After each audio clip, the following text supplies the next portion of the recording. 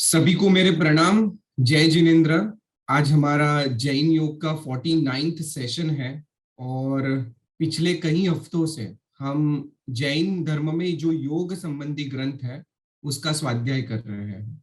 सो आज हमारा समाधि शतक नाम के ग्रंथ का 24th स्वाध्याय है। तो मैं सभी का स्वागत करता हूँ जैन योग के इस मंच के ऊपर और आदरणीय जीतू भाई का भी स्वागत करता हूँ। जीतू भाई प्रणाम। सभी को प्रणाम जीतू भाई। सभी को मेरा प्रणाम। पूज्यपाद देवानंदी जी और उपाध्याय यशोविजय जी विरचित समाधि शतक ग्रंथ का स्वाध्याय हम विगत कई सप्ताहों से कर रहे हैं। समाधि शतक ग्रंथ आत्म तत्व की अनुभूति की तरफ ले जाने वाला एवं परमात्मा दशा तक पहुंचाने वाला एक अद्भुत ग्रंथ है। जैन धर्म के अनुसार आत्मा की 3 अवस्थाओं की बात मुख्य रूप से इस ग्रंथ में कही गई है। 3 अवस्थाएं जैसे शरीर की अवस्था होती है, वस्तुओं की अवस्था होती है, नया पुराना इस प्रकार का अनुभव होता है। बाल्यावस्था, युवावस्था, वृद्धावस्था, इस प्रकार की अवस्थाएं निर्मित होती है। उसी प्रकार आत्मा की अवस्थाओं की बात प्रस्तुत ग्रंथ में दर्शाई गई है। आत्मा की अवस्थाओं को जानने से हमें यह बोध होता है कि हम किस अवस्था में जी रहे हैं और हमें कहाँ तक पहुंचना है। 3 अवस्थाओं की चर्चा करते हुए सबसे प्रथम अवस्था बताई गई है, वह है आत्मा की बहिरात्म अवस्था। बहिरात्म अवस्था में जीव बाह्य पदार्थों के प्रति आसक्त होता है, बाह्य पदार्थों में लीन रहता है और बाह्य पदार्थों की प्राप्ति में आनंद और वियोग में दुख का अनुभव करता है। वस्तुओं के प्रति राग और द्वेष उत्पन्न होता है। राग के कारण वस्तुओं की प्राप्ति के समय आनंद का अनुभव होता है और राग के कारण, जिसको हम आसक्ति भी कहते हैं, अटैचमेंट कहेंगे, उसके कारण हमारा मन वस्तु के प्रति सदा लीन रहता है और वस्तु की प्राप्ति के प्रति पुरुषार्थ करता है। यहाँ हमें पूज्यपाद देवानंद जी व चकोरे उमा स्वाति जी और उपाध्याय यशोविजय जी जैसे साधक मनीषी रोकते हैं, कहते हैं कि पहले देखो कि बाह्य पदार्थों से सुख की प्राप्ति होती है या नहीं, और जो सुख का अनुभव होता है वो सुख वास्तविक है या भ्रमात्मक है, वो भास है यानी कि आभास है, सुखाभास है या वास्तविक सुख है। उसका चिंतन करो। उसका चिंतन करने से ये पता चलेगा कि जो प्राप्त करने योग्य है वो मैं जानता नहीं हूँ, उसका मुझे बोध नहीं है, और जिसके प्रति मैं आसक्त हूँ उसमें सुख देने की क्षमता नहीं है। तो सुख देने की क्षमता नहीं है, फिर भी मैं उसके प्रति आसक्त हूँ और मैं मान रहा हूँ कि मुझे सुख मिलेगा, तो वो बात मिथ्या है, भ्रमात्मक है और उससे मुक्त होने की बात कर रहे हैं। जो दूसरी अवस्था है अंतरात्मा अवस्था, आत्मा के वास्तविक स्वरूप को जानना, पहचानना और उसको प्राप्त करने के लिए हमें प्रयत्न करना। तो एक साधना का केंद्र स्थान है, वो केंद्र स्थान है आत्मा। आत्मा को जानना, आत्मा को पहचानना। आत्मा को जानने और पहचानने के लिए माध्यम बनता है मन, और मन के द्वारा हम वहां तक पहुंचते हैं। मन के द्वारा विषयों और कषायों में भी आसक्त होते हैं। तो मन, चित्त किस प्रकार का है उसकी चर्चा की। चित्त को 2 प्रकार के विभाग में विभाजित करते हुए पूज्यपाद देवानंदी जी कहते हैं कि एक क्षिप्त मन है या विक्षिप्त मन है, और दूसरा अविक्षिप्त मन है। क्षिप्त यानी इसके अंदर खूंपा हुआ, आसक्त हुआ, जो राग और द्वेष में आ सकते हैं, विषय और कषायों में आ सकते हैं। विषयों और कषायों में आसक्त यानी कि जो रूप में आ सकते हैं, रूप को हमें बृहद अर्थ में लेना है, रूप को सामान्य अर्थ में नहीं। रूप यानी व्यक्तियों के रूप के अर्थ में रूप को नहीं लेना है, पर इसको व्यापक अर्थ में लेंगे तो प्रत्येक पदार्थ का एक रूप होता है, प्रत्येक पदार्थ का एक अलग अपना अपनी पहचान होती है, उसके द्वारा हम जानते हैं। तो जिनके रूप हैं, वो रूप के प्रति हम आसक्त होते हैं। अब यही सूक्ष्मता का प्रारंभ होता है। रूप शब्द का प्रयोग करके ये कहा कि जब हम अन्य पदार्थों के रूप के प्रति आसक्त हो जाते हैं तो वो विषयों में आसक्ति मानी जाती है। इसलिए कोई भी पदार्थ आज वर्तमान युग में हम देखते हैं कि कोई भी पदार्थ निर्मित होता है तो उसका रूप, उसका लुक कैसा है, उस पर ज्यादा जोर दिया जाता है।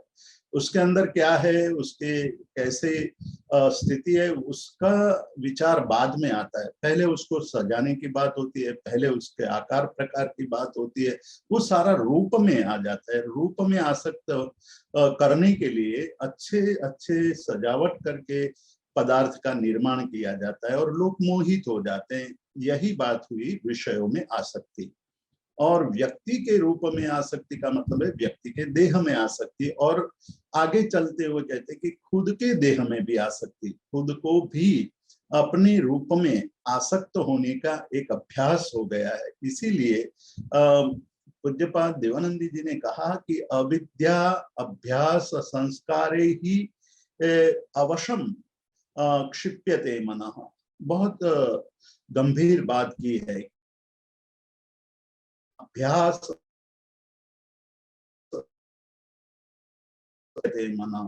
मन है वो विक्षिप्त क्यों होता है, मन अंदर अन्य पदार्थों के रूप में आसक्त क्यों हो जाता है। एक तो विषयों में आसक्त होता है, यानी कि पदार्थों के रूप के प्रति आसक्त हो जाता है।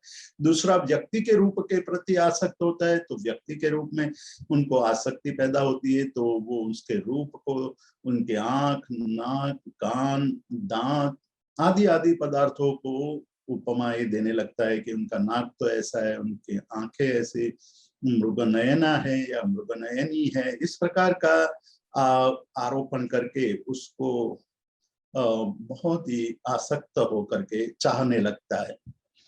और दूसरी बात हुई कि स्व के देह में आसक्ति, स्व के देह में। इसलिए आत्मसिद्धि शास्त्र में श्रीमद राजचंद्र जी कहते हैं कि भाष्यो देहाध्यास आत्मा देह समान पणते बन्ने भिन्न छे प्रगट लक्षणे जान। भाष्यो देहाध्यास आत्मा देह समान पणते बन्ने भिन्न छे जैम असी ने म्यान। बहुत ही सुंदर बात कहते हैं कि हमें आभास होता है। क्या आभास होता है? देह को आत्मा मानने का आभास, जो बहिरात्मा की अवस्था है, जो पूज्यपाद देवानंदी जी कहते हैं, उपाध्याय यशोविजय जी कहते हैं कि बहिरात्मा अवस्था से निकलना है, अनादिकाल का अभ्यास है।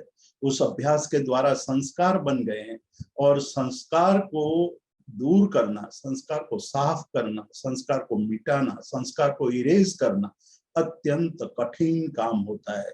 क्योंकि इस जन्म में और पूर्व जन्मों में हमने अविद्या का अभ्यास किया। इसी बात को हमने पिछले सप्ताह के स्वाध्याय में बहुत ही विस्तार से चर्चा की थी कि अनित्य दुख अनात्म में हमें नित्य सुख आत्मख्याति यानी बोध होने लगता है। अनित्य दुख, अनित्य में नित्य का भास होने लगता है, दुख में सुख का भास होता है, अनात्मा में आत्मा का भास होता है।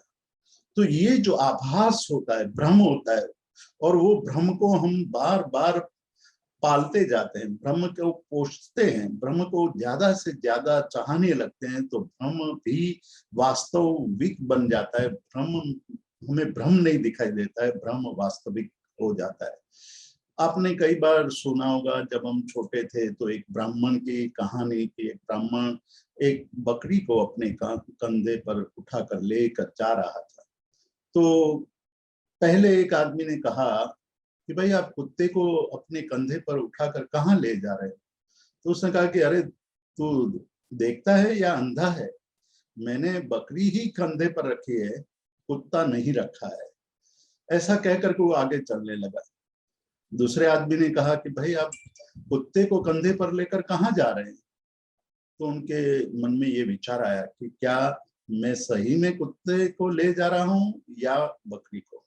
तो उसने अपने कंधे से बकरी को उतार करके देखा, तो उनको फिर भरोसा हुआ कि नहीं नहीं, ये तो बकरी ही है, लोग मुझे परेशान करने के लिए कुत्ता कह रहे हैं कि कुत्ते को उठाया है।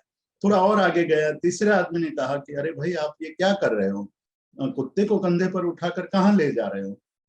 तो उनको ये अपने ही अपनी आंखों से जो प्रत्यक्ष देखा था, प्रत्यक्ष उनका अनुभव है जो सामने है, कि उसने देख करके ये निर्णय किया।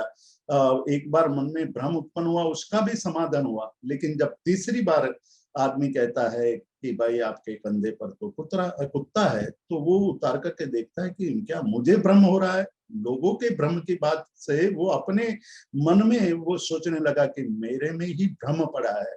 तो वो उसको देखता है कि उतार करके फिर देखता है कि नहीं ये कुत्ता है या बकरी है।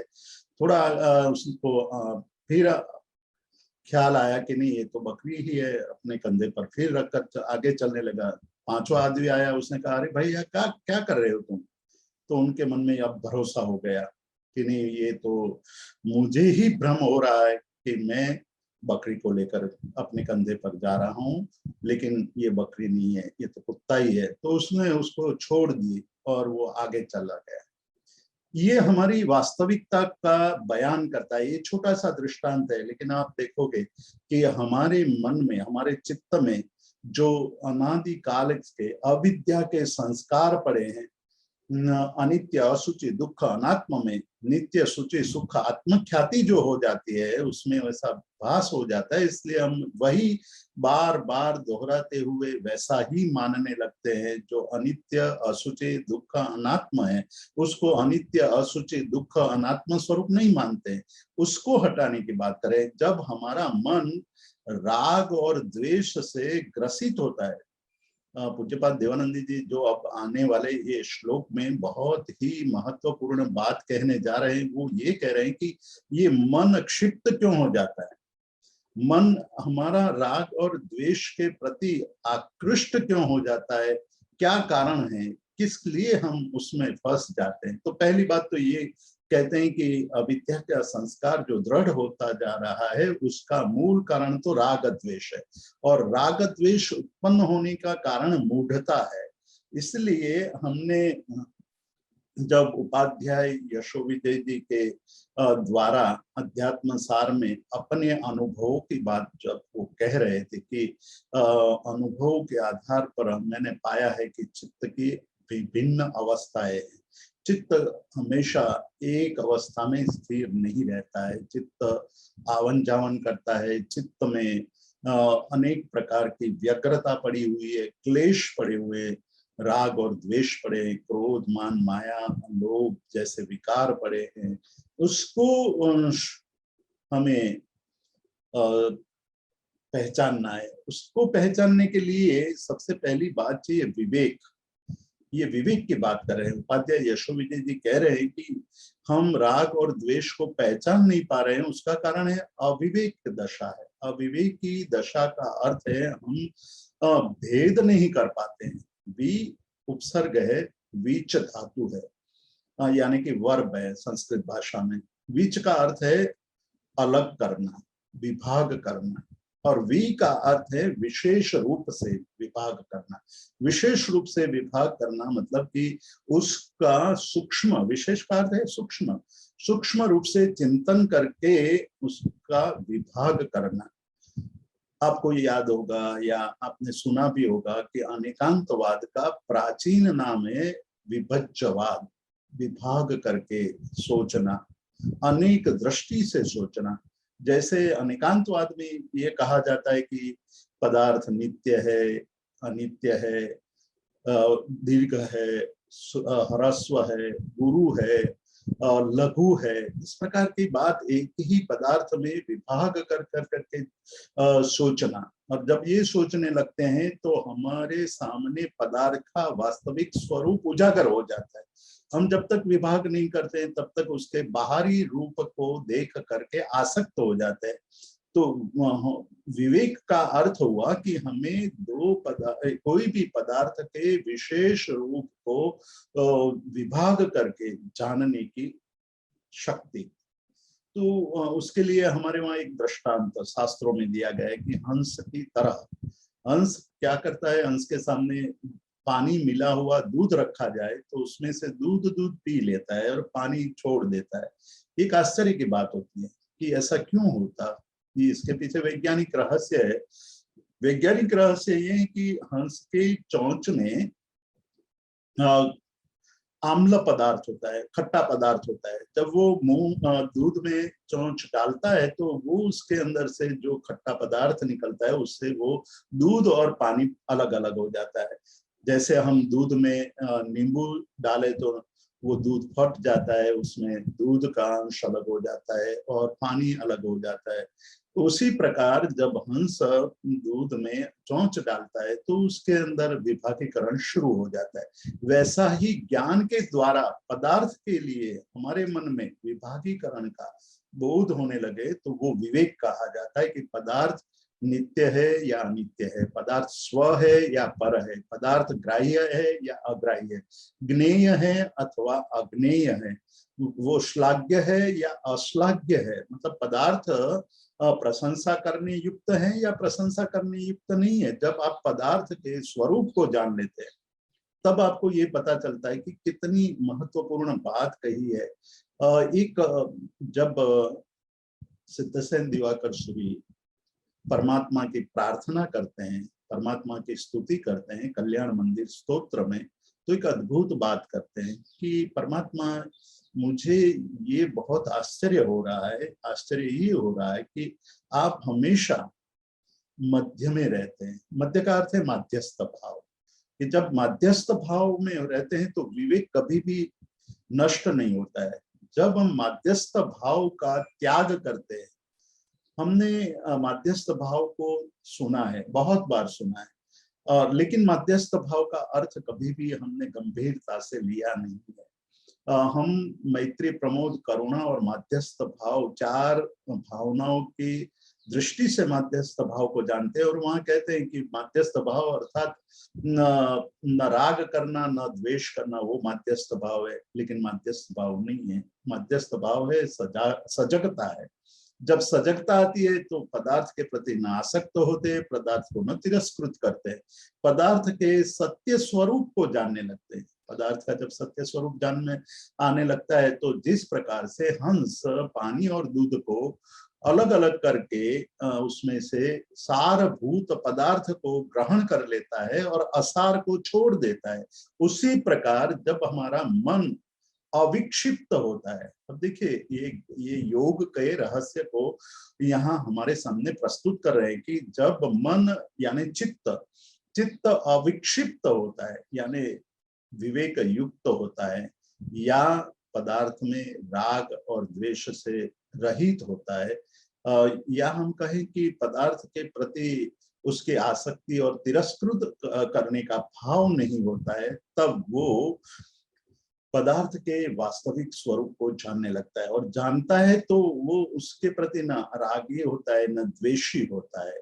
और उसी बात को श्री कृष्ण ने स्थित प्रज्ञ के लक्षणों में बताया है।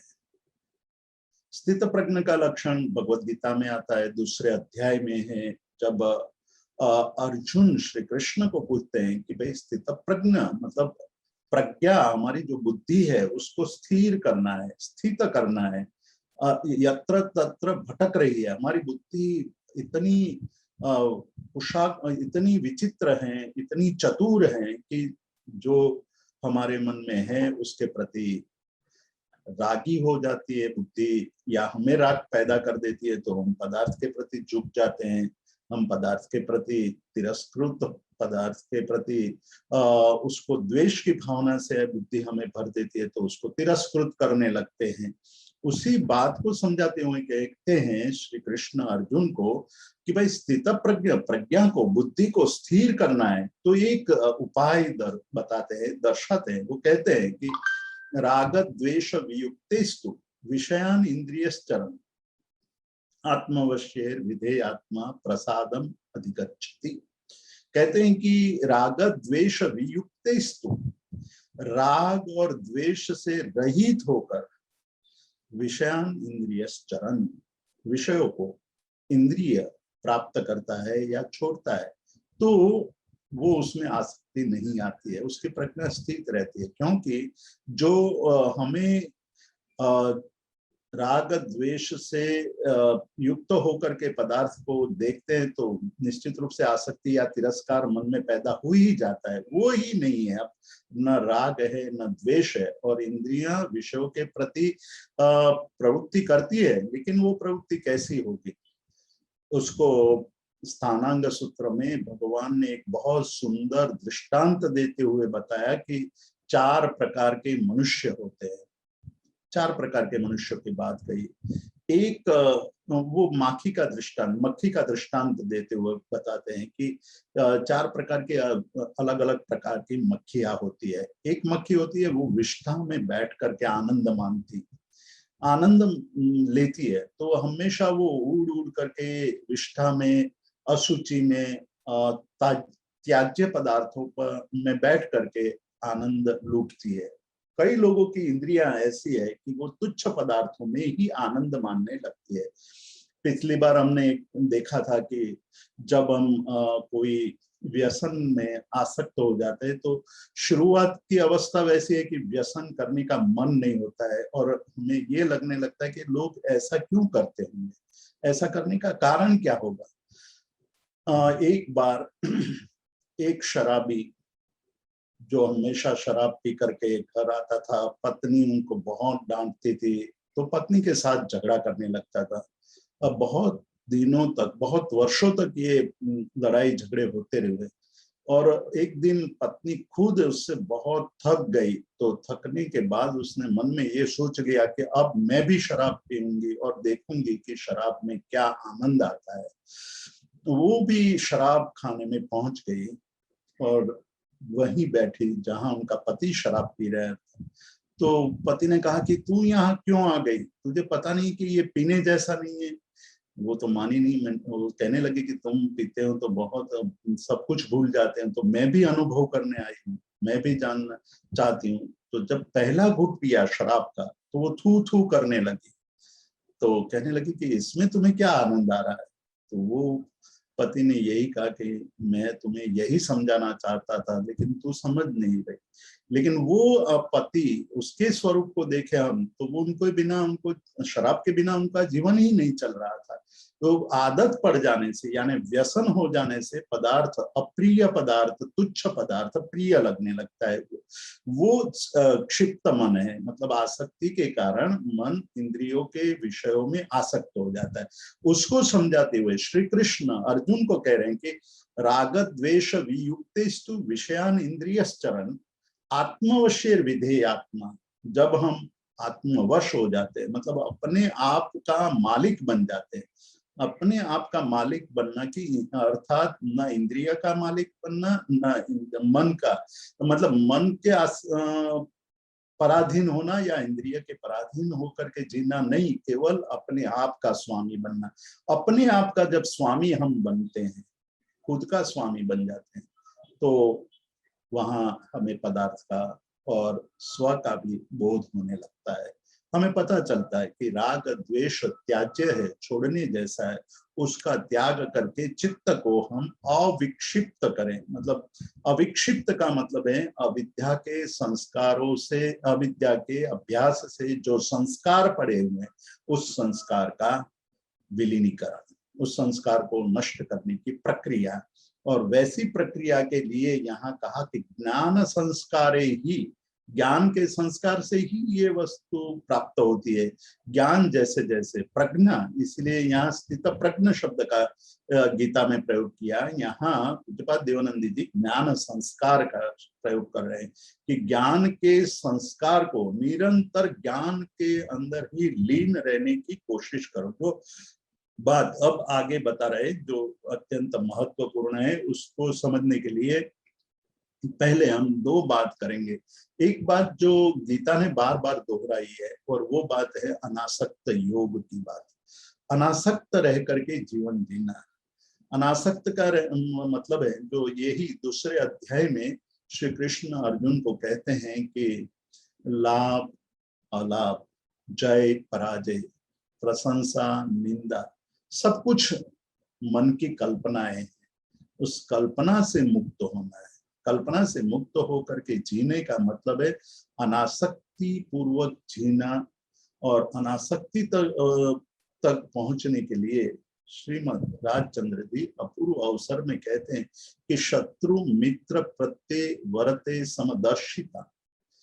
शत्रु और मित्र दोनों में समदर्शिता होनी चाहिए। समदर्शिता मतलब शत्रु को और मित्र को समान रूप से देखे।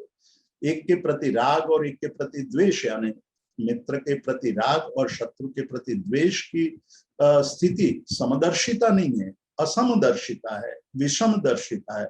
और विषमदर्शिता के कारण ही मन में क्लेश उत्पन्न होता है, मन में खेद उत्पन्न होता है, और वही क्लेश खेद दुख में परिणत हो जाता है। जब हम अकेले में बैठे होते हैं तब पता हम सोचते हैं कि ये क्या हो गया, मैंने उसको समझाया, वो उसने मुझे सामने मेरा प्रतिकार कर दिया, मेरा मान तोड़, मुझे अपमानित कर दिया, मेरी निंदा करने लगा। तो ये सब कल्पना है, कुछ भी नहीं है, वास्तविक कुछ भी नहीं है। क्योंकि हम जब यहाँ से जाएंगे, मतलब मृत्यु हो जाएगी, तो क्या लेकर जाने वाले हैं?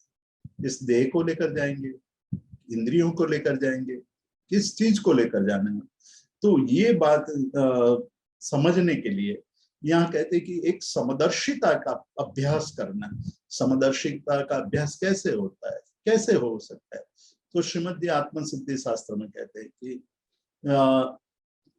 सभी जीव को सिद्ध समान मान, जे माने सिद्ध सम, तीर्था सिद्ध। जो जीव सभी जीवों में सिद्ध, यानी कि सभी जीवों को आत्मा के रूप में शुद्ध विशुद्ध आत्म स्वरूप में देखता है, वही सिद्ध बन सकता है। दूसरा आत्मा सिद्ध नहीं बन सकता है। मतलब कि मैं और आप दोनों समान हैं। मैं सिद्ध अपने आप को मानता हूँ निश्चय नहीं की दृष्टि से, तो आप भी सिद्ध हो निश्चय नहीं की दृष्टि से।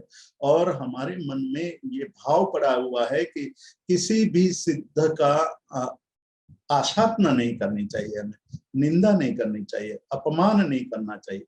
तो आप कैसे कर सकते हैं शत्रु के प्रति निंदा का भाव पैदा कैसे कर सकते हैं? नहीं हो सकता है, क्योंकि हम उसमें अब शत्रुत्व नहीं देख रहे हैं, उसमें शत्रुत्व भी नहीं देख रहे हैं। हम देख रहे हैं उसमें आत्मत्व, और वो आत्मा की जो सिद्ध समान है, वो सिद्ध समान मानने से हमारे मन में उसके प्रति न द्वेष होगा, न राग होगा, कुछ भी नहीं होगा। इसलिए यहाँ कहते हैं कि ऐसा अवसर कब आएगा, मेरे जीवन में ऐसी अवस्था कब आएगी कि मैं शत्रु और मित्र दोनों में समदर्शिता प्राप्त करूं। आप सोचिए कि परमात्मा महावीर के कान में जब खीले ठोके गए होंगे, तब खीले ठोकने वाले जीव के प्रति परमात्मा महावीर की दृष्टि में क्या भाव चल रहा होगा। मतलब उनके आत्मा में उनके किस प्रकार का भाव चल रहा होगा। यदि वो शत्रु के रूप में उनको मानते तो उनके पास तो ताकत थी, अपार शक्ति थी, ज्ञान था, ज्ञान शक्ति थी, लब्धि थी, उनकी बहुत प्रकार की लब्धियां थी, लब्धि थी। इसीलिए तो उन्होंने गोशालक को तेजोलेश्या भी सिखाई थी। शीतलेश्या सीखने से पहले ही तेजोलेश्या गौशाला भाग गया था। तो ये लब्धियां तो थी, एक लब्धि का प्रयोग करते तो वो कान में किला ठोकने वाले को भगा सकते थे, क्षणवार में भगा सकते थे। लेकिन उन्होंने क्या सोचा होगा, वही सबसे बड़ी यहाँ हमारे चिंतन करने की बात है कि उस समय क्या किया होगा। जब आप किसी की निंदा अपने अपनी निंदा किसी के मुख से सुन रहे हैं, तब हम भूल जाते हैं कि मैं आत्मा हूं और आत्मा अरूपी है। आत्मा को न कोई गाली लगती है, न कोई प्रशंसा लगती है, कुछ भी नहीं लगता है, फिर भी हम उस समय भाष्यो देहाध्यासति आत्मा देह समान, हम आत्मा को देह मानने लगते हैं और वो मिथ्यात्व हमें परेशान करता है। तो यहाँ कहते हैं कि शत्रु और मित्र के प्रति समदर्शिता पैदा होनी चाहिए। मान अपमाने पण तेज स्वभाव, मान और अपमान में भी एक ही स्वभाव रहे। मान में उनके प्रति हम राग न करने लगे, द्वेष में, अपमान में हम उसके प्रति द्वेष न करने लगे। आगे चलते हुए के जीवित के मरने, उससे भी और आगे साधना की जब एक एक कदम आगे बढ़ने लगता है साधक, उस साधना की स्थिति गहन बनने लगती है, तो कहते हैं कि जीवित और मरण यानी जीवन और मरण में भी समदर्शिता आ जाए, यानी जिएंगे तो परमात्मा प्रभु भक्ति करेंगे, साधना करेंगे, मरेंगे तो महाविद्य में जाएंगे और संयम ग्रहण करके अपने आत्मा की कल्याण करेंगे। ये बात मतलब जीवन भी आनंद से जिए और मरण का भी सहर्ष स्वीकार करें। तो ये दृष्टि, ये भाव सबसे बड़ा भाव है कि जीवित के मरणे नहीं न्यूनाधिकता, भव मोक्षेपण रहे शुद्ध वर्ते समभाव। भव और मोक्ष यानी अब भव में भी यानी संसार में भी कोई ऐसा आसक्ति का भाव नहीं रहा है, तो जिसको वेदांत में जीवन मुक्त की दशा कही है। और जीते हुए भी मुक्ति का अनुभव, जीते हुए भी परम आनंद की अवस्था, यानी मैं जैसे अन्य पदार्थ को, अन्य व्यक्ति को देखता हूं, उसी प्रकार मैं अपने देह को देखने लगूं, यानी कि परम भेद अवस्था, परम भेद अवस्था यानी देह और आत्मा की भिन्नता का अनुभव, ये अनुभव होने लगे तो ये अपूर्व अवसर आता है। तब वो अपूर्व अवसर हमारे जीवन के लिए सबसे बड़ा एक आधार बन जाता है, हमारे लिए साधना के बहुत बड़े शिखर सर करने लगते हैं। वो बात पूज्यपाद देवानंद जी 38वें श्लोक में 38 नंबर के श्लोक में कहते हैं कि अपमानादय तत्व विशेषो यस्य चेतसः। अब कहते हैं कि अपमान वगैरह किसको लगता है? अपमान, अपमान आदि कहते हैं, तो अपमान आदि शब्द से हमें लेना है मान, अपमान, जय, पराजय, राग, द्वेष आदि सब कुछ। तो वो किसको होता है, ये होने का कारण क्या है? तो वो बात यहाँ हमें बता रहे हैं कि हमारा जो स्वभाव है, हमारे मन के अंदर जो एक विक्षिप्त मन पड़ा हुआ है, उस विक्षिप्त मन के कारण ये सब बनता है, ये सारी चीजें हमारे मन में उत्पन्न होती है। अपमानादयः तस्य विक्षेपो यस्य चेतस, जिसका चित्त विक्षिप्त है, जिसका चित्त मूढ़ है, जिसका चित्त विवेक रहित है, उसको अपमान आदि का प्रभाव पड़ता है। मतलब जब तक चित्त को विक्षिप्त अवस्था में रखेंगे तब तक हमें अपमान आदि से प्रभावित होने की स्थिति बनी रहेगी। न अपमानादयस्तस्य न क्षेपो यस्य चेतस, जिसका चित्त विक्षिप्त नहीं है, जिसके चित्त में अब राग द्वेष नहीं है, जिसके चित्त में अब विवेक जागृत हो गया है। योग सूत्रकार पतंजलि योग सूत्र में इसको विवेक ख्याति कहते हैं, वेदांत में भी इसको विवेक ख्याति कही है।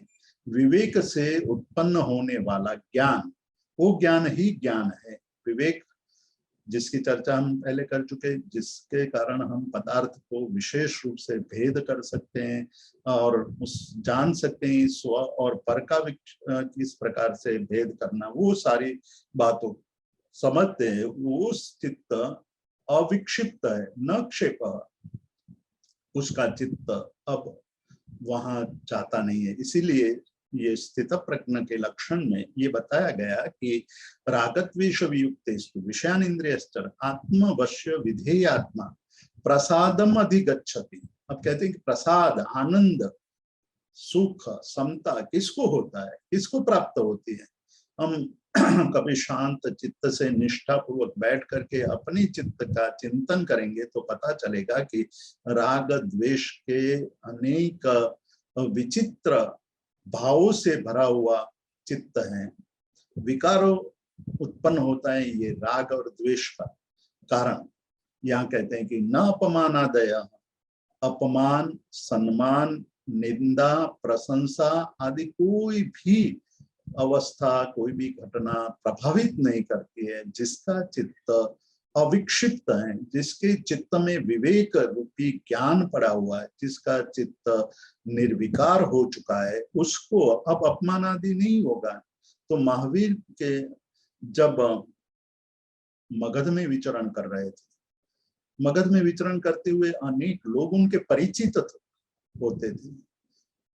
जब वो नगर में गोचरी के लिए जाते थे, विचरण करते थे, गामांतर करते थे, एक गांव से दूसरे गांव जाते थे, तो अनेक लोगों से मिलना जुलना होता था और उसमें से अधिकतर लोग उनको जानते थे कि ये राजपुत्र था, ये मतलब बहुत बड़े राजवी थे, फिर भी सब त्याग दिया। इसलिए लोग उनकी प्रशंसा करते थे, उनके बहुत स्तुति करते थे।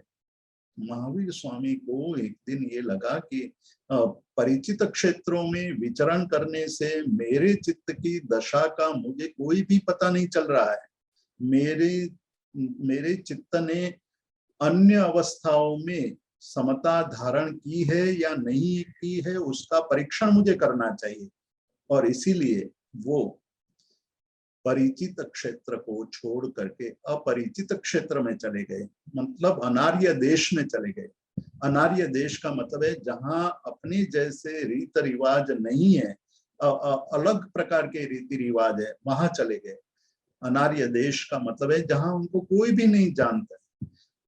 और वो तो नग्न थे, वस्त्र धारण नहीं करते थे, शरीर पर एक भी वस्त्र नहीं था, मस्तक पर मुंडन था, मलिनता मतलब कि देह को वो कभी भी स्नान आदि से संस्कारित नहीं करते थे। तो लोगों को लगता था कि ये कैसे आदमी है। जहां अपरिचित क्षेत्र है वहां गए तब तो लोगों ने उसको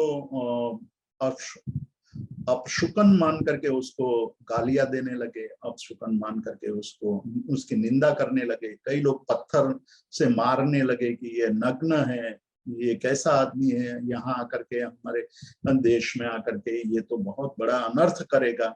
इस प्रकार से निंदा करने लगे, पद पद पर अपमानित होने लगे। लेकिन वो देह में तो थे नहीं, आत्मा में थे। आत्मा में होने के कारण कहते हैं कि न अपमानादय, उनको अपमान आदि अभी छद्मस्त है, छद्मस्त होने के कारण ये सारी स्थिति में अपमान आदि का अनुभव होना संभवित था, पर अपमान आदि से प्रभावित नहीं हुए। कारण चेतसः न क्षेपः, चित्त का विक्षिप्त अवस्था नहीं थी, चित्त की अविक्षिप्त अवस्था थी।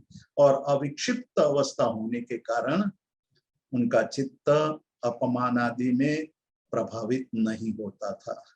आप चिंतन कीजिएगा, आपको पता चलेगा कि हमारा जितना गाढ़ राग और जितना गाढ़ द्वेष होता है, तो तुरंत जिस प्रकार के आम पर एक खरोच आने से, आम तो आप समझते हैं, अभी तो आम हम खाते नहीं है, लेकिन जब आम की सीजन होती है तो आम खाते हैं। तो आम जो पका हुआ आम है उसमें केवल एक नख का खरोच लग जाए तो आम बिगड़ने लगती है।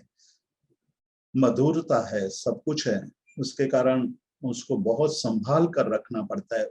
हमारा चित्त भी वैसा है, यदि हम विक्षिप्त मन वाले हैं तो एक छोटी सी खरोच यानी एक निंदा का एक शब्द भी सुन लेते हैं तो तुरंत हम बिगड़ने लगते हैं, हमारा चित्त मलिन होने लगता है, चित्त विकारी होने लगता है, क्रोध मान माया लोभ में आसक्त होने लगता है। तो वो चित्त ऐसा क्यों होता है? तो कहते हैं कि राग और द्वेष पड़ा हुआ है, राग और द्वेष पड़ा हुआ है, इसलिए विवेकहीन बन गया है। विवेकहीन बनने के कारण हमारे अंदर अपमान आदि का भाव तुरंत प्रकट हो जाता है। लेकिन जिसमें विवेक जागृत है, विवेक बराबर पूर्ण रूप से जागृत है। चित्त को उन्होंने जान लिया, अविक्षिप्त चित्त है। अविक्षिप्त चित्त होने के कारण अपमान आदि से प्रभावित नहीं होता है। तो कभी आप एक दिन ऐसा प्रयोग कीजिए कि आज मैं दिन भर न राग के तरफ झुकूंगा, न द्वेष की तरफ झुकूंगा, केवल आत्मस्थ रहने की कोशिश करूंगा। और उस दिन जितनी भी घटनाएं घटती है उसके प्रति आप सजगता पूर्वक अभ्यास करें, देखने का कि मेरे चित्त में कैसे भाव पैदा होते हैं। यदि एक दिन का ये अभ्यास भी आप सम्यक रूप से कर लेते हैं तो आपको पता चलेगा कि राग और द्वेष के कारण जो अपमान आदि परेशान करते थे वो उस दिन अपमान आदि परेशान नहीं करेंगे। छोटा बच्चा भी आपको अपमानित करेंगे तो आप इस ऐसा मान करके उस दिन मन में समाधान कर लेंगे कि इनको कहाँ पता है कि मैं कौन हूँ, उनको ये भी पता नहीं कि खुद कौन है। विवेकहीन होकर के ये सब बोल रहा है, पर मैं तो विवेकी हूँ, मुझे इनमें परेशान नहीं होना है। अपने आप चित्त शांत होने लगेगा, तब उसको अपमान आदि अपमान आदि नहीं लगेगा। कर्म की बात हम करें, कर्म की दृष्टि से ये विचार करें तो पता चलेगा कि मैंने किसी को गाली दी होगी इसलिए मुझे ये अपमानित शब्द सुनने पड़ रहे हैं। क्योंकि कर्म का सिद्धांत है, जो जैसा करता है वो वैसा पाता है। मैं ये पा रहा हूँ, मैं ये अपशब्द सुन रहा हूँ, तो निश्चित रूप से उसका कारण यही है कि मैंने पूर्व में अपनी पूर्वावस्था में, पूर्व जन्म में, अनेक जन्मों के पूर्व में किसी को मैंने गालियां दी होगी, इसलिए मुझे ये शब्द सुनने पड़ रहे हैं। पर वो शब्द तो क्षण भर में हवा में विलीन हो जाने वाले हैं, उससे मुझे प्रभावित नहीं होना चाहिए। तो ये कहते हैं कि जिसका चित्त अविक्षिप्त बन गया है, विवेक युक्त बना हुआ है, जिसके चित्त में राग और द्वेष नष्ट हो चुके हैं, जिसके मन में समदर्शिता प्रकट हो गई है, जिसके मन में सभी के प्रति समभाव पैदा हो गया है, शत्रु मित्र मान अपमान जय पराजय भव मोक्ष जीवित के मरण, ये सभी में एक प्रकार की अवस्था, एक ही भाव जब आ जाता है तो अपमान आदि प्रभावित नहीं करते हैं। हमें रात को नींद नहीं आती है क्योंकि हम अपमान सह नहीं सकते हैं। अपमान उत्पन्न होता है राग द्वेष के कारण, राग द्वेष उत्पन्न होता है अविवेक अवस्था में, अविवेक अवस्था के कारण मूढ़ता, चित्त की विक्षिप्तता, और चित्त की विक्षिप्तता के कारण हम अपमान आदि से प्रभावित हो जाते हैं। इसलिए कहते हैं, अब 39वां श्लोक 39 श्लोक में कहते हैं कि यदा मोहात् प्रजायते रागद्वेषो तपस्विनः, फिर भी कहते हैं कि तपस्वी तप करता है। अब साधक की थोड़ी गहन बात कर रहे हैं। पूज्यपाद देवानंद जी कहते हैं कि कोई साधक राग द्वेष पर विजय प्राप्त करने के लिए साधना करता है, तप तपता है, तप से संयम का लाभ होता है, तप से समता की प्राप्ति होती है, तप से देह के प्रति आसक्ति छूटती है, तप से इंद्रियों के प्रति जो हमारा राग है वो छूटता है। हमें ये पता चलता है कि खाए बिना भी जीवन जी सकते हैं, तो खाना ही जीवन है, वो हमारी भ्रमणा नष्ट होती है। खाने पर विजय प्राप्त करना तप है, ये अनुभव होने लगता है। जब ये अनुभव होने लगता है तब वो समत्व भाव में स्थिर रहता है। फिर भी कहते हैं कि तपस्वी को भी राग द्वेष हो जाता है। क्यों? मोहात् प्रजायते, मोह के कारण, मोहनीय कर्म के कारण राग द्वेष उत्पन्न हो सकने की पूरी संभावना है। इसलिए तो सदमस्त कहा है। सदमस्त का अर्थ है छिपे हुए कर्म। कब वो प्रकट हो जाएंगे उसका कोई अनुमान हम नहीं लगा सकते कि रात को 10 बजे ही ये कषाय उत्पन्न हो जाएंगे, या रात दिन भर में कषाय उत्पन्न नहीं होंगे, या 1 घंटे तक ही कषाय होते रहेंगे। ऐसा कोई नियम नहीं है। अचानक कोई निमित्त मिलते ही कषायों की उत्पत्ति हो जाती है। तो कहते हैं कि मोहात् प्रजायते रागद्वेषो तपस्विना, तपस्वी को भी राग द्वेष मोह के कारण उत्पन्न हो जाता है। तब क्या करना, उसका उपाय बताते हैं कि जब आप पर्यूषण पर्व आ रहे हैं, तपश्चर्या करेंगे, ज्ञान ध्यान स्वाध्याय करेंगे, तो उस समय भी मोह के कारण राग द्वेष उत्पन्न होने की संभावना है। तो कहते हैं तदेव भावयेत् स्वस्य आत्मानं साम्यतः क्षणात्, तब ऐसी स्थिति आ जाए, मोह के कारण राग द्वेष उत्पन्न हो जाए, तुरंत लाल लाइट हो जानी चाहिए। तुरंत वहां जैसे ही लाल लाइट होती है हम अटक जाते हैं, हम रुक जाते हैं, वहां स्थिर हो जाते हैं। तो कहते हैं कि भावयेत् तदा, तदा तब ऐसी स्थिति में जब मोह के कारण राग द्वेष उत्पन्न हो जाए तो तुरंत आपको अपने स्वरूप का चिंतन करना चाहिए, अपने आप का चिंतन करना चाहिए, आत्मदशा का चिंतन करना चाहिए, आत्मस्वरूप का चिंतन करना चाहिए। भावयेत् स्वस्य आत्मानम, आत्मदशा की अवस्था का चिंतन करना चाहिए। उस समय जिन्होंने इस प्रकार की अवस्थाओं में अपने आप को संभाला है, ऐसे साधकों के जीवन की घटनाओं का चिंतन करना चाहिए। जैसे महावीर स्वामी के 12 साल, जो 12.5 साल उपसर्ग के थे, उसको हमें उसका चिंतन करना चाहिए, या प्रसन्न चंद्र राजर्षि के जीवन की घटनाओं का चिंतन करना चाहिए, मेहताराज मुनि के जीवन की घटना का चिंतन करना चाहिए, सुकोमल मुनि के जीवन की घटनाओं का चिंतन करना चाहिए। उसके कारण हमें पता चलेगा कि ऐसे मरणांत कष्ट आने पर, मरणांत कष्ट का मतलब है जो कष्ट मरण ला दे, और मरण से ही जिस कष्ट का अंत आए, ऐसा कष्ट जो अन्य उपाय, अन्य किसी भी उपाय से उस कष्ट का शमन न हो सके, ऐसे भयंकर कष्ट को भी उन्होंने समता भाव से सहन करके अपनी आत्मा का कल्याण साध लिया था। तो मुझे भी स्वस्य आत्मानं भावयेत्, उसी समय अपनी आत्मदशा का चिंतन करना चाहिए। आत्मदशा का चिंतन करने का मतलब ये है कि मैं शुद्ध हूं, मैं बुद्ध हूं, मैं निरंजन हूं, मैं निराकार हूं। एक एक शब्द का चिंतन कीजिए कि मैं शुद्ध हूं, मैं बुद्ध हूं, मैं निरंजन हूं, मैं निराकार हूं, मैं आत्मस्वरूप हूं, मैं न देह हूं, न मैं नाम रूप हूं, न मैं स्थूल हूं, न मैं सूक्ष्म हूं, न मैं भारी हूं, न मैं हल्का हूं, न मैं देह हूं, न इंद्रिय हूं, न मन हूं, इन सब से पर हूं। भावयेत् स्वस्य आत्मानं, अपनी आत्मा का चिंतन करना चाहिए। तो क्षणात् सम्यतः, क्षणवार में, मतलब एक क्षण में ही जो मोह से उत्पन्न हुआ राग द्वेष है वो समाप्त हो जाएगा।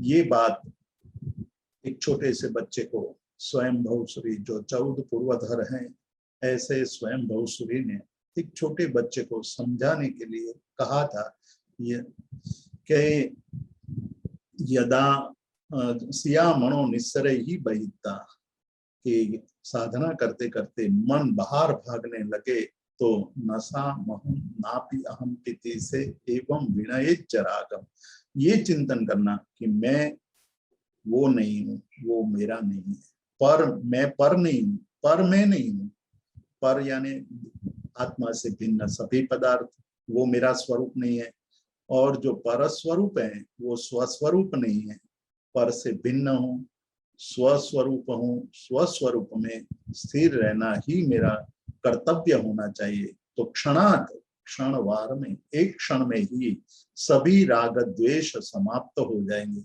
हमें उस जीव के प्रति करुणा पैदा होगी कि अरे ये मनुष्य भोग प्राप्त करके भी हार रहा है, डूब रहा है, मेरी बात सुन नहीं रहे, हितकारी बात अहितकारी लग रही है। उस समय मध्यस्थ भाव कि उनका भी कल्याण हो, मेरे मन में उसके प्रति भी कल्याण की भावना। शिवमस्तु सर्व जगत का अर्थ है जो ऐसे जीव हैं जो क्लिष्ट हैं, जो अत्यंत अबूध हैं, मूढ़ हैं, ऐसे जीवों के द्वारा यदि अपने पर उपसर्ग हो रहा है तब भी हमें मैत्री भाव की शिवमस्तु सर्व जगत परहित निरता भवन्तु भूतगणा दोषा प्रयान्तु नाशम सर्वत्र सुखीर भवन्तु लोका। इसीलिए जब पन्यास भद्रंकर विजय जी बहुत बड़े योगी थे, बहुत बड़े ज्ञाता भी थे और नवकार मंत्र के बड़े आराधक थे, तो वो हमेशा लोगों को कहते थे कि भाई आप शिवमस्तु सर्व जगत परहित निरता भवन्तु भूतगणा दोषा प्रयान्तु नाशम, उसको मंत्र की तरह जाप करो, उसको इतना इतना रटो कि वो मंत्र बन जाए आपके लिए, और वो मंत्र आपके जीवन का आधार बन जाए। प्रतिदिन प्रतिक्षण यही भावना भाते रहो कि शिवमस्तु। तो ये शिवमस्तु वही भावना भा सकता है जो अपने आप में अंदर स्थिर होता है। केवल ये शिवमस्तु का अर्थ ये नहीं कि हम अपने दुखों का नाश करने के लिए ये भावना भाएं, लेकिन स्वस्थ होने के लिए, अपने आप में स्थिर होने के लिए, स्वस्थ, स्व का अर्थ आत्मा में, स्थ का मतलब है रहने के लिए, आत्मा में रहने के लिए। और जब हम आत्मा में रहेंगे तो दूसरे को भी हम आत्म स्वरूप मानने लगेंगे। जैसा मैं हूं वैसा ही वो है, ऐसा हम मानने लगे। जे माने सिद्ध समान, सभी जीव छे सिद्ध समान, ते बने सिद्ध। मतलब जो अब सभी जीवों को सिद्ध मानता है वही सिद्ध बन सकता है। ये बात यहाँ अलग ढंग से कही कि जो आत्मा में स्थिर रहता है उसके रागादि कषाय, रागादि और क्रोधादि अपमानादि कषाय शांत हो जाते हैं। उसको कहीं और जगह दौड़ने की जरूरत नहीं है। खुद में ही स्वस्थ रहने से, खुद में ही स्थित रहने से बाकी के सारे कषाय शांत हो जाते हैं, क्षणवार में शांत हो जाते हैं। तो ये बात कह करके पूज्यपाद देवानंद जी ने एक बहुत बड़ा रहस्य हमारे सामने रखा है और ये बताने की कोशिश की है कि शांति अंदर से उत्पन्न होती है, बाहर से नहीं आती है। बाहर से कोई वस्तु ला करके आपके सामने रख दे तो आपका जो शांत भाव पैदा होता है वो क्षणिक है, वो भ्रमात्मक है, वो कुछ ही समय में नष्ट हो जाएगा। वैसे क्षणिक शांति, सुख का आनंद की स्थिति से बाहर निकल के आत्मस्थ होने पर एक बहुत बड़ी शांति का अनुभव होता है। तो ये बात कह करके आज का स्वाध्याय हम समाप्त करेंगे। मैं नील भाई को आमंत्रित करता हूँ।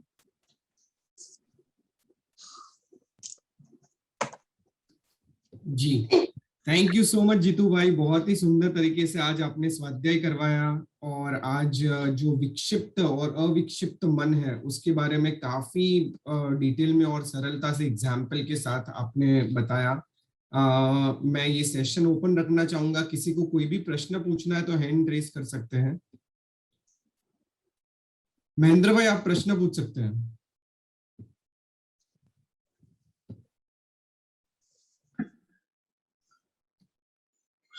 थैंक यू नील भाई। प्रणाम जितेंद्र भाई। प्रणाम। हाँ, पहला अपना स्वाध्याय में हमारे पहले के स्वाध्याय में भी 3-4 दफा विक्षिप्त एंड अविक्षिप्त आपने उल्लेख किया था। तो ये विक्षिप्त का जरा फिर से अर्थ समझाएंगे? विक्षिप्त, क्षिप्त, विक्षिप्त, ये शब्द को पहले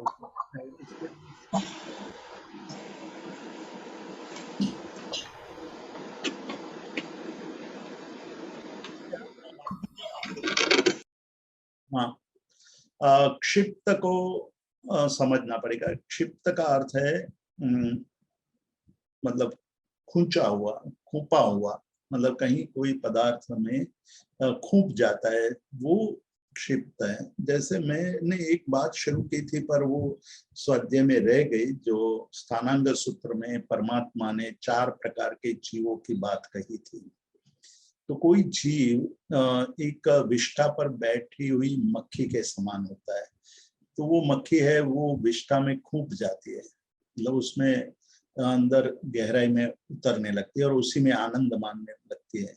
तो कई चित्त ऐसे हैं कि जो दुर्भाव, दुष्कर्म, दुष्प्रवृत्ति उसमें खूप जाता है और वहीं उसी को आनंद में मानने लगता है, उसी से आनंद की प्राप्ति होती है, ऐसा मानने लगता है।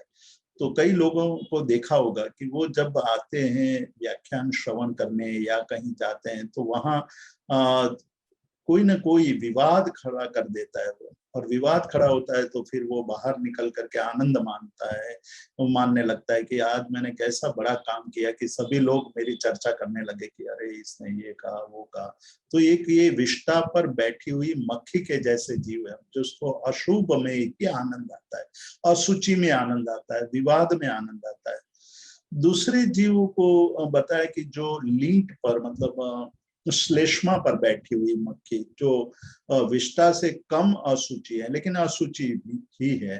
तो कई लोग होते हैं थोड़ा बहुत विवाद करते हैं या कभी कभी विवाद करते हैं, वो श्लेष्मा पर, लींट पर बैठी हुई मक्खी के समान होते हैं। तीसरे प्रकार के जीव हैं शहद पर बैठे हुए, मतलब मध पर, शहद पर बैठे हुई मक्खी के समान।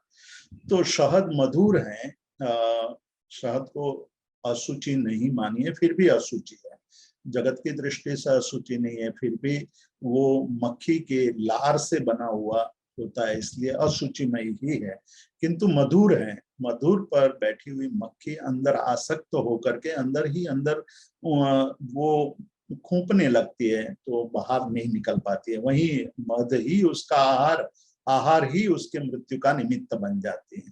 तो इस प्रकार पर पदार्थों में आसक्त जो जीव है वो पर में ही लीन रहने लगे, भले ही जगत की दृष्टि से शुभ पदार्थ हो, सूची पदार्थ हो, मधुर पदार्थ हो, तब भी वो मृत्यु के निमित्त में ले जाएंगे या मृत्यु के निमित्त बन जाएंगे। चौथे प्रकार के जीव की बात करते हैं कि शर्करा पर, यानी शक्कर पर बैठी हुई मक्खी के समान। शक्कर पर बैठी हुई मक्खी पूर्ण रूप से स्वतंत्र है, जब तक उनको आहार ग्रहण करना है तब तक वो शर्करा पर बैठे हुए मधुरता का आनंद लूटती है, और जब उनके मन में ये आ जाता है कि नहीं अब मैं संतुष्ट हो चुकी हूँ, तो वो उड़ जाएगी, मतलब स्वतंत्र भी है, जब भी वो आहार ग्रहण करना चाहिए चाहे तब आहार ग्रहण कर लेती है, और जब उसे उड़ना चाहती है तो उड़ जाती है, और फिर भी उड़ जाने के बाद भी उसको अशुचिमय नहीं बनती है, पवित्र ही रहती है। तो कई चित्त ऐसे हैं कि जो वितरागता में, आत्मा में लीन हो जाते हैं, और जब भी उनको वहां से उड़ना है, उठना है, तो उठते हैं, फिर भी संतुष्ट रहते हैं, फिर भी आनंदित रहते हैं। तो इस प्रकार के चार दृष्टांत जीव के स्वरूप को समझाने के लिए दिया है। तो यहाँ हमें देखना है कि हमारा चित्त कैसा है, अशुचि, अमंगल और निरर्थक पदार्थों में डूबा हुआ है, या छुपा हुआ है, या अंदर आसक्त है, कैसा है।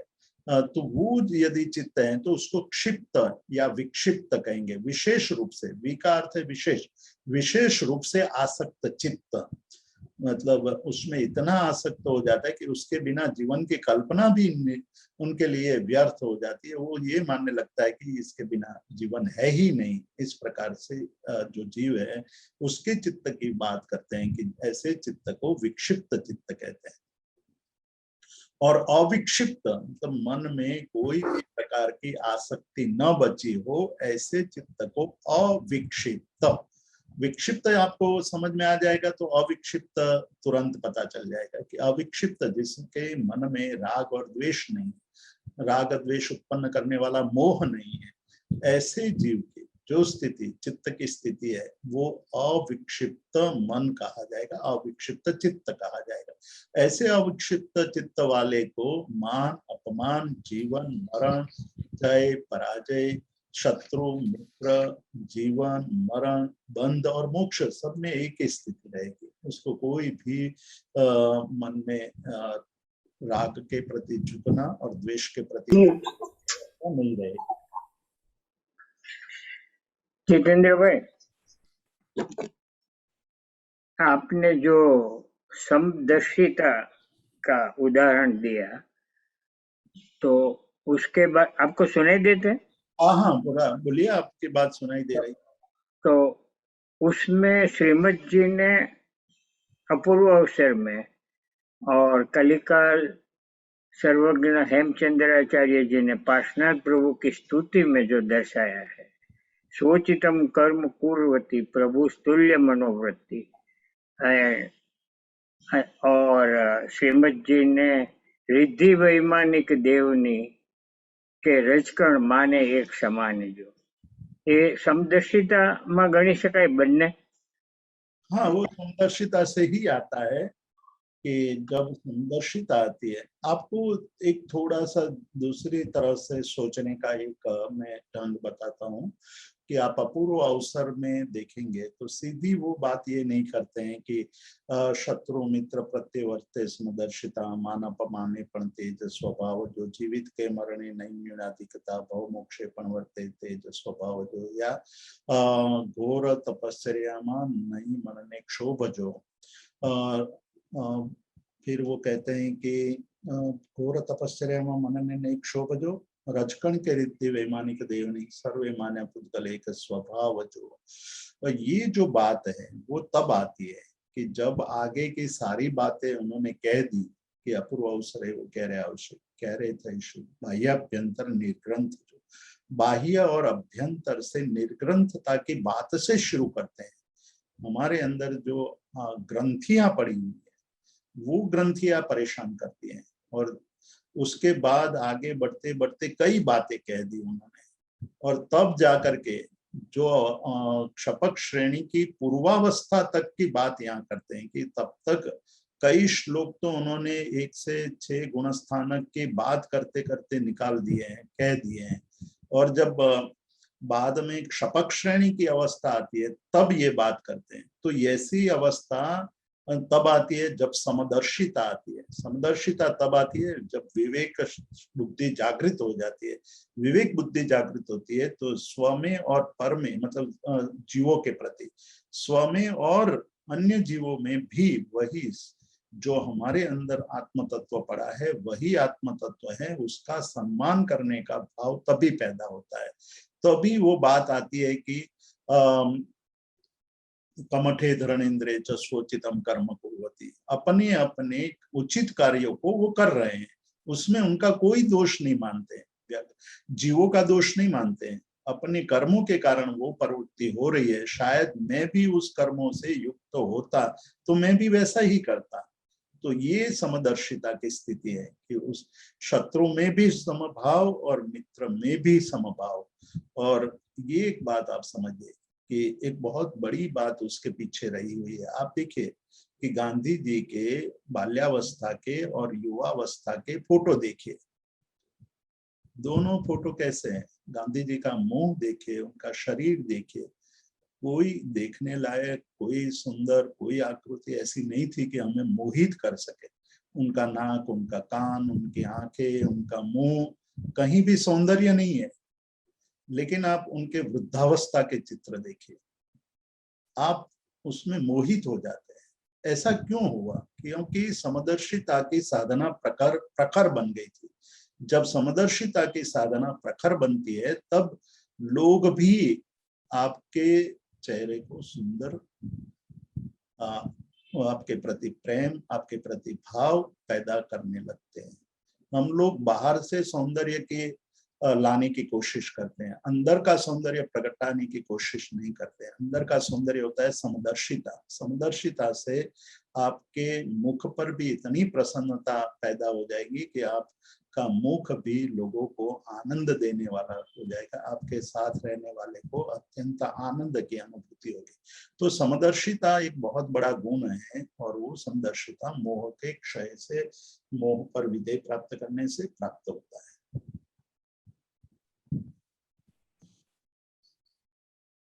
जी जी जीतू भाई। महेंद्र भाई कुछ कहना चाहते हैं आप? नो, थैंक यू जीतू भाई, थैंक यू। मैं कहना चाहता हूँ नील भाई, आपको बहुत अधिक सुंदर होना तो आप भी समदर्शिता सीख लीजिए। जी जी जी, मैं महेंद्र भाई को काफी टाइम कहता हूँ कि आपको देख के इतना आनंद होता है आपके चेहरे को, तो कहीं ना कहीं महेंद्र भाई को मैं आज रिलेट कर रहा था। सो यस यस, डेफिनेटली समदर्शिता तो सीखना ही है जीतू भाई, और आप इतना सुंदर मार्गदर्शन दे रहे हैं और निरंतर ये बातें बार बार हमारे अंदर जो घूट रही है वो डेफिनेटली हमें कहीं ना कहीं हेल्प तो करेगी ही। सो आप ऐसा ही हमें मार्गदर्शन देते रहिए। दुष्यंत भाई, आपको कोई प्रश्न है? જીતુ ભાઈ પ્રણામ। अरे प्रणाम।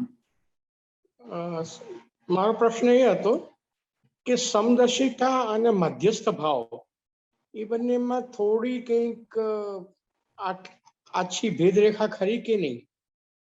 मध्यस्थ भाव से हमें समदर्शिता तक पहुंचना है। मध्यस्थ भाव एक साधन बनता है जिसमें हम न राग के प्रति ढलते हैं न द्वेष के प्रति ढलते हैं। हम किसी के गुण दोष को देख करके उसमें राग या द्वेष नहीं करते, केवल मध्यस्थ भाव में समभाव में स्थिर रहते हैं। उसके बाद जो हमारी दृष्टि पैदा होती है वो समदर्शिता है। तो मध्यस्थ भाव के द्वारा मैत्री करुणा मध्यस्थ प्रमोद आदि भाव के द्वारा जो दृष्टि निर्मित होती है वो दृष्टि है समदर्शिता। એટલે સોચિતમ કર્મ કૃતિ છે જે વાત છે કુર્વતી, તો એ મધ્યસ્થ ભાવ થયો કે સમદર્શિતા થઈ? समदर्शिता। આભાર जी। और किसी को कोई प्रश्न है?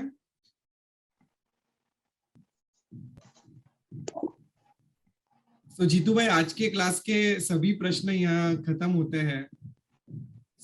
मैं सभी के लिए अनाउंस करना चाहूंगा कि हमारा आज योग का 49 सेशन है, और जिस तरह जीतू भाई हमें बहुत ही सरल और रोचक शैली में समझा रहे हैं, डेफिनेटली ये हमारे लिए जैनिज्म का जो ट्रू मार्ग है, जो ट्रू पाथ है, उसको समझने के लिए बहुत उपयोगी रहता है।